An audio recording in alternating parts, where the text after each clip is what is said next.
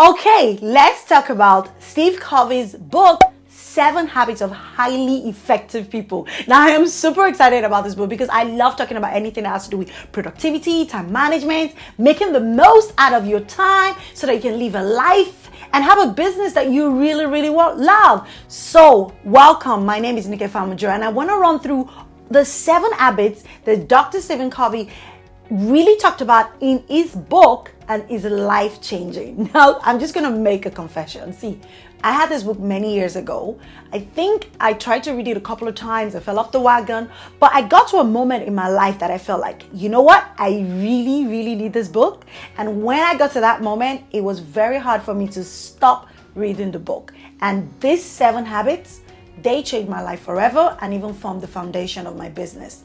And I also remember that this book also changed my life even when I was working in the corporate world. But now I want to talk about these 7 habits, and I'm going to go straight to it one by one. The first one is this: be proactive. And I want to read a quote from the book from my phone. It says, Dr. Stephen Covey said, "I am not a product of my circumstances. I'm a product of my decisions." Like, just let that sink in, because most of the time I see that what happens in life is when things don't go the way that we plan for it to go, we actually blame the circumstances and not necessarily our decisions. The truth is, yes, there are circumstances. You have XYZ reasons why you didn't do what you were supposed to do at the time you're going to do it. But here's the thing, you know this, mamas, right?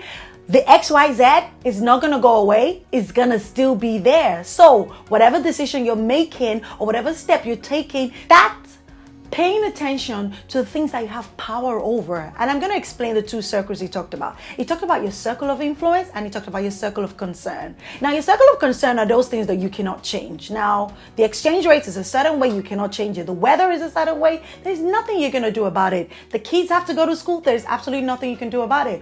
But your circle of influence are the things that you have power over. You can decide what time you want to wake up in the morning. You can decide how you use your time. You can decide the kind of friends you want. You can decide the things you invest yourself in. You can decide to watch this video to the end so that you can improve on your level of effectiveness. So basically, every time in life, you should pay attention to the things that you have power over. And that is your circle of influence. And that is you being proactive and not reactive. When you're reactive, it's just you being laid back. And then when life throws its curveballs, then you react. But when you're proactive, is you affect the things you have power over. You're a better person. You learn your time management. You love. And when life throws this curveball, you are proactive. You're ready for it because you know what? You have stuff on the inside of you. Let me go on to habit number 2, which is highly effective people actually have a habit of beginning with the end in mind. I am telling you, this is powerful.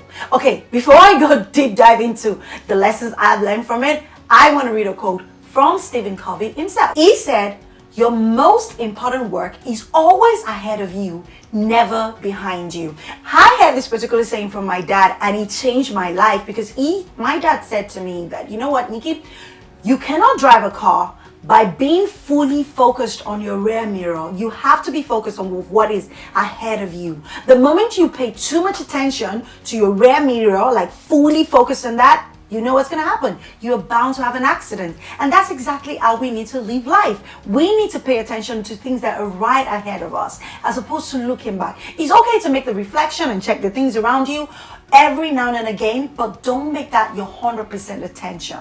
Now, Stephen Covey talked about you beginning with the end in mind, and that's when he talked about the power of visualization. Now, if you've been watching this channel, and can I just say this, you need to subscribe, because on here I talk about productivity a lot, but this is one thing I always talk about, and that's visualization. You have to know the goal that you have for your business. You have to know the goal that you have for your life. You just don't get on the next task without thinking about the big picture. And so this is my advice. You need to have like a personal mission statement for your life. Have a mission statement for your family. Have a mission statement for your business, no matter how big or small it is. Once you know the mission statement you have, that is the end that you have in mind. That is the big goal. Now you can break it into smaller goals, and then you make sure that you use your time to work on those goals. And you know what? This particular concept that I just talked about having a mission statement and using your time to achieve that, is a concept that I actually teach in my time management starter kit, and I'm going to put the link in the description box. You should sign up to that because it's going to change the way you use your time and the way you chase your goals. Okay, let's go on to the third habit. The third habit of highly effective people, Stephen Covey said, is that they put first things first. Like literally, they prioritize. And for me, that is what time management is all about. That is what productivity is all about.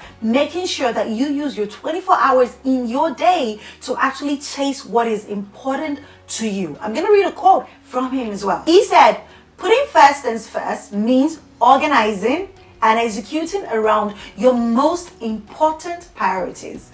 It is living and being driven by the principles you value most, not by the agendas and the forces surrounding you. I mean, this is really the bedrock of time management. And what I believe in is this.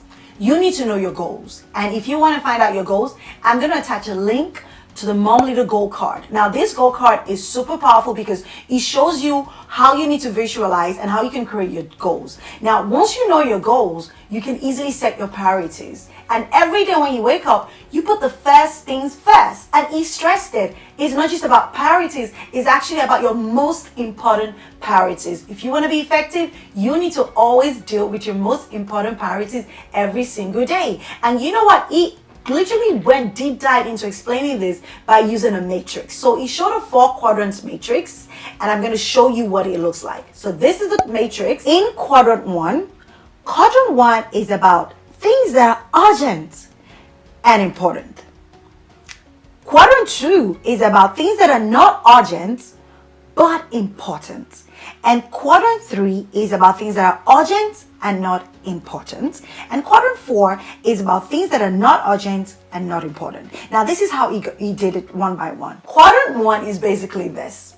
You know how when you start your day, about to start work, you're sitting at your desk, about to get to work, and you've already highlighted the things that you want to do for the day. You've already picked out your most important priorities, and you're about to get to it. Somewhere in your email, you might find those emails that seem so urgent, like I need this right now. Or you might get a call that is like, oh, this needs to be done right now.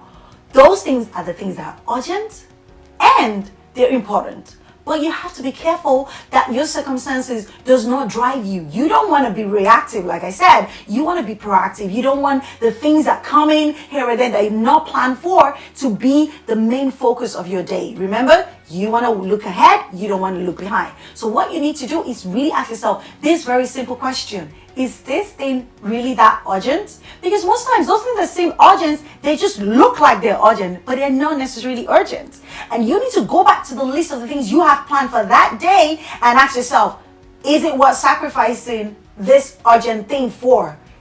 That will put you back on track. So that's what goes into quadrant 1. Quadrant 2 is where you need to live and move and have your being. And that is the things that are not urgent, but they're important. They are your priorities. And that's where the effective people are. They're the things they planned out for the day because they know that it's super important and nothing is going to distract them or shake them away from achieving those things. And this is my tip. It can just be 2 things. It can just be 3 things. But make sure that you're always dealing with your big rocks. If you want to know more about big rocks, you should check out this video here. I talk about big rocks. Now, quadrant 3 is about things that are urgent and not important. And these are things that are your major distractions.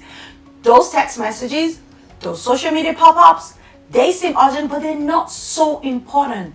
You need to try as much as possible to get rid of those distractions. And the last quadrant is the ones that are not urgent and not important. And those are the things that we find ourselves wasting time on if you're not careful. So you picked up your phone, you're about to post on social media, and then you check someone else's feed, and then you go into IGTV and you're watching another thing, and before you know it, 2-3 hours is gone. Those are things that are not urgent, they're not important. So remember, according to Stephen Covey, you need to stay in quadrant 2, which are the things that are not urgent, but they're super important. So let's go on to habit number 4. Habit number 4 is about win-win. And you know, this is a super cool concept. And I love it so much because we live in a world where people just get this thinking that whenever you're in a negotiation or whenever you're collaborating with somebody or you're faced with a conflict, you always have to win. That's not the case every time. They feel that if they win and the other person loses, that's when they win. And if the other person win and they lose, they lose. But Stephen Covey said, highly effective people are always making sure that they're in a win-win situation. And this is the bedrock of my business. I believe that if you sign up as a client for me, of course, you help me with the sales, you put money in my bank, but I want to make sure that what you get back in return is so much more than the coaching and how much you paid. And that's when you actually feel like you're in a win-win situation. Having this concept of a win-win would help you in your personal life, with your children, and even in your business. Every time you're giving a service to someone, make sure that what they're getting back is way more than what they paid for it. Don't worry, let them win, and you're winning as well, because every time you have a happy customer, you have 10 more. But when you have an happy customer, you know what's going to happen. So if you're in a conflict, you don't always have to win every time. Whether you're in a conflict with your children or with your partner or you're in your business, you don't always have to win all the time. And that's what Stephen Covey said with this habit of win-win situation. Let's go to the fifth one, which is highly effective people seek first to understand before they're understood. This concept, I'm going to tell you, I spend a lot of time trying to grasp it because I know I could tell when I was reading it that if I could understand this, it's going to change my life forever. And you know what? At the time when I was reading it, I wasn't a coach. Now I am a coach. This is something that really helps because, you know, I have to read this quote to you before I go on. Dr. Stephen Covey said, most people do not listen with the intent to understand. They listen with the intent to reply. This was me before I read the book. I would listen and I would start crafting my response in my mind because I'm like, okay, you're telling me this, let me guess. It's trying to say this, this is what I should say. And this is what happens. The moment you're doing that, you're not listening to the person right in front of you, you're listening to your thoughts. You're assuming. And Dr. Stephen Covey talked about this being you communicating autobiographically. And this is what it means. He said, you know what, when you are in a conversation with someone, be careful that you're not responding based on your own life experience. I used to do that. You're telling me something you're going through. I'm thinking of something in my life that I've been through so that I can tell you about it and tell you that you're going to be okay. But I need to listen to you because it may be that you're not telling me that because you want to hear my story. You might be telling me for some other reason. And I should really seek first to understand you before I seek my reply. Change my coaching business forever. I do that with my clients. I listen to understand them before I give them a response, because if I'm not careful, I'm going to give you a solution that doesn't work for you, or you might not even be a perfect fit for me. So seeking first to understand before you reply, it requires a lot of work. Yeah. But you can get it. And this is an habit of a highly effective people. I'm going to talk about my dad again. This is what my dad says. My dad says, you know what? This is what kings do. Whenever a case is presented to a king, they keep quiet, they listen. Everybody else gives their opinion. And then when everyone is done, he now extracts a summary from what he has heard, and then he passes his judgment. And told me, you know what? My daughter, if you want to be a king, that's how you should do. And this is a principle that I adopt in my life. So let's go on to the next habit. The sixth habit of highly effective people is synergy. Synergy. And you know what? I run my business on synergy. I have a fantastic team. I have my amazing videographer over there. I have a brand consultant. I have a marketing consultant. I have a salespeople. I have an IT professional that does amazing work for me. I have a graphic designer as well. Didn't forget you. I have a graphic designer as well. And aside from that, I have coaches in my life. I have mentors in my life. I'm part of a business bestie Facebook group. I have my own Facebook group. I have team of people, and that's what you see when I'm sitting right now. What you see right now is not just me. It's amazing people coming together to make this happen. And I actually saw a caption on Instagram by the creator of Mr. Beast. He has like millions of followers and he's really doing amazing. And he said that what you see is a result of a great team. If you're trying to go through your business on your own, if you're trying to go through even motherhood on your own, if you're trying to go through life on your own, you are going to stress yourself. You're going to strain yourself. It's best that you invest in yourself. Invest in great relationships. Invest in great courses. Invest in great coaches and mentors.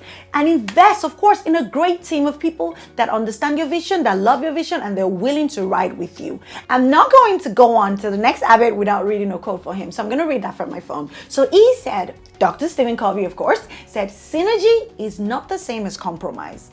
In a compromise, 1 + 1 = 1 and half at the best. That's the truth. When you think about synergy, it's just the simple concept of 2 heads are better than 1. That's what it is. Habit number 7 is sharpen the saw. And what I got from that is, you know what? Self-care is huge, especially when you're a mom and you're running a business. It's so important for you to care for yourself. I always say this, and if you check out the video here, you know what I'm talking about. I always say when it comes to self-care, you need to remember that you are the one doing the loving, you're the one running the business, you're the one being the mom at the same time. So you need to sharpen that saw. And I'm going to give an analogy. See, my dad was an architect and he had a team of carpenters. And you know, if you're trying to cut a piece of wood with a saw that is not sharpened, you know what's going to happen? You're going to spend so much energy trying to make way. And if I bring this analogy home, if you're trying to cut maybe vegetables in your kitchen, or you're trying to cut a piece of steak in your kitchen, and you're using a knife that is not sharpened, you know this for sure. You're going to use so much energy just to cut it through. That's exactly what it is. When you don't take care of yourself, or when you don't do personal development, you don't improve yourself physically, mentally, spiritually, you're going to get to a place when you're blunt and you're going to use so much energy just to achieve what you want to achieve in life or in your business or in your family. I want to read this quote to you. Dr. Stephen Covey said, "We must never become too busy sawing to take time to sharpen the saw." That just says it.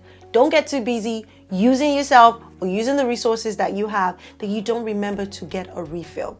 And the most important part of it is, if you want a time management process and find the best way to create a schedule that would work for you in the next year, you want to check out the Momleader Time Management Starter Kit, and I'm going to put the link in the description below. You know what? If you like videos like this, remember to subscribe and also share this video with friends and family that you know will make an impact in their lives. And of course, I want to hear your comments. Which one of these habits did speak to you, and which one would you incorporate in your life? So please drop a comment below. And also click the bell button for notification, because every week you're getting new videos. So you can join a community of moms exactly like you. They're trying to make an headway in their business and in their family life, and without sacrifice, by going to www.momleader.com/community. And that's it. I'll see you in my next video.